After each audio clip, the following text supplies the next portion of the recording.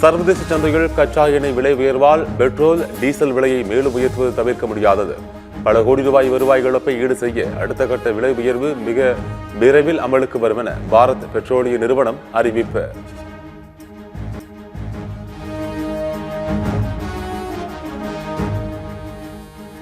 மிகுந்த மனவேதனையோடு விசிகவிலிருந்து விலகுவதாக முன்னாள் எம்எல்ஏ பனையூர் பாபு அறிவிப்பு. அடிப்படை அரசியல் அறம் தடம் மாறுவதாக ஏற்க முடியாததால் விலகுவதாக விளக்கம். RSS பிள்ளை என்று தான் விமர்சித்த முதலமைச்சர் விஜயை தற்போது திருமாவளவன் தத்தெடுத்துள்ளதாகவும் விமர்சனம். கோவில்பட்டி சுற்றுவட்டார பகுதிகளில் பலத்த காற்றுடன் மழை. சாலைகளில் பெருக்கெடுத்து ஓடிய மழைநீர். பலத்த காற்று வீசியதால் மின்கம்பம் மீது டவர் விழுந்து மின் விநியோகம் பாதிப்பு.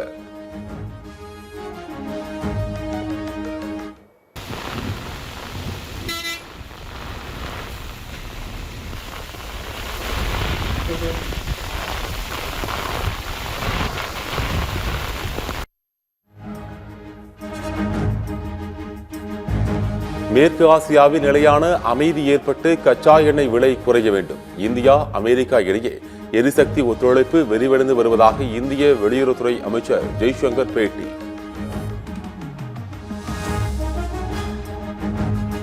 அமெரிக்காவின் மிக முக்கிய கூட்டாளி இந்தியா. விரைவில் நற்செய்தி கிடைக்கும். அமெரிக்க வெளியுறவு அமைச்சர் மார்க்கோ ரூபியோ உறுதி.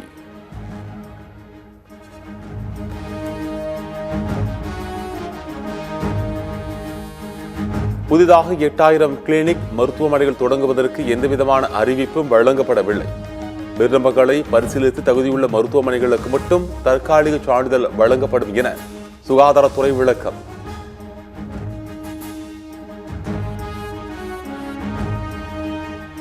நீலகிரி, கோவை, சேலம், வேலூர், மதுரை, திருச்சி உள்ளிட்ட 19 மாவட்டங்களில் இன்றும் நாளையும் கனமழைக்கு வாய்ப்பு. திருவண்ணாமலை, ஈரோடு, தருமபுரி, கிருஷ்ணகிரி, தேனி, திண்டுக்கல் மாவட்டங்களுக்கும் கனமழை எச்சரிக்கை.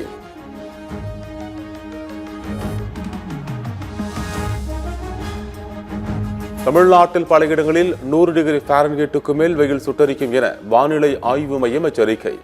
சென்னையில் 2 நாட்களுக்கு 104 டிகிரி ஃபாரன்ஹீட்டுக்கு வெப்பம் பதிவாகும் என தகவல்.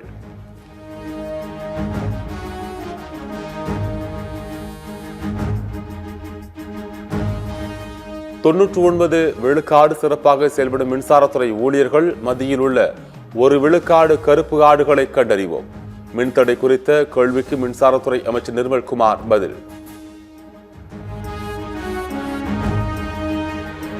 மதுரை திருப்பூரில் கரப்பான்பூச்சி ஜனதா கட்சி பதாகைகளை ஏந்தி இளைஞர்கள் போராட்டம்.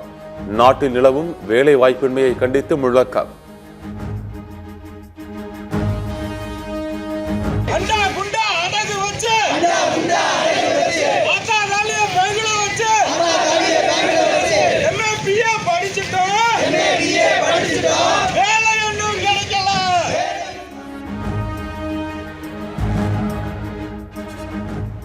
கரப்பான்பூச்சி ஜனதா கட்சியை பாகிஸ்தானியர்கள் அதிக அளவில் ஃபாலோ செய்வதாக கூறிய மத்திய அமைச்சர் கிரண் ரிஜிஜுவுக்கு அபிஜித் திப்கே பதிலடி.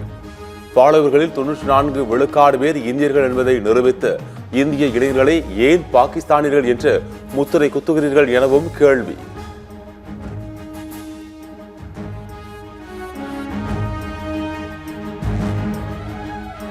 பாஜகவுடன் திமுக, அதிமுக கூட்டணி வைக்கும் என காங்கிரஸ் எம்பி மாணிக்கம் தாக்கூர் கணிப்பு.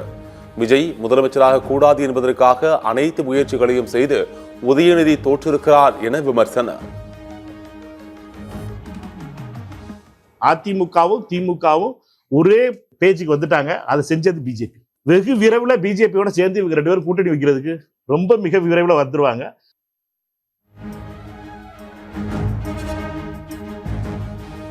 நீட் தேர்வை ரத்து செய்ய வலியுறுத்தி சென்னை சைதாப்பேட்டையில் காங்கிரஸ் கட்சியினர் போராட்டம்.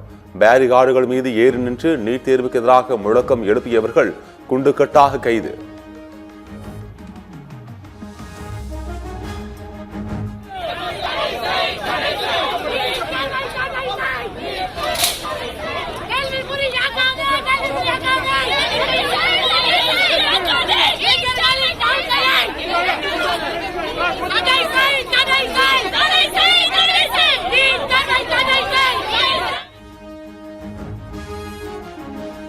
திருப்பூர் அருகே காண்டூர் கால்வாயில் விழுந்து யானை உயிரிழப்பு.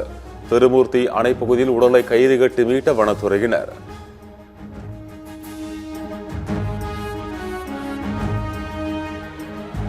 பாகிஸ்தானில் ராணுவ வீரர்களை குறிவைத்து நடத்தப்பட்ட குண்டுவெடிப்பில் 25 பேர் உயிரிழப்பு. வெடிகுண்டுகள் நிரப்பப்பட்ட வாகனத்தை ரயில் மீது மோதச் செய்து தற்கொலைப்படை தாக்குதல் நடத்தப்பட்டதாக தகவல்.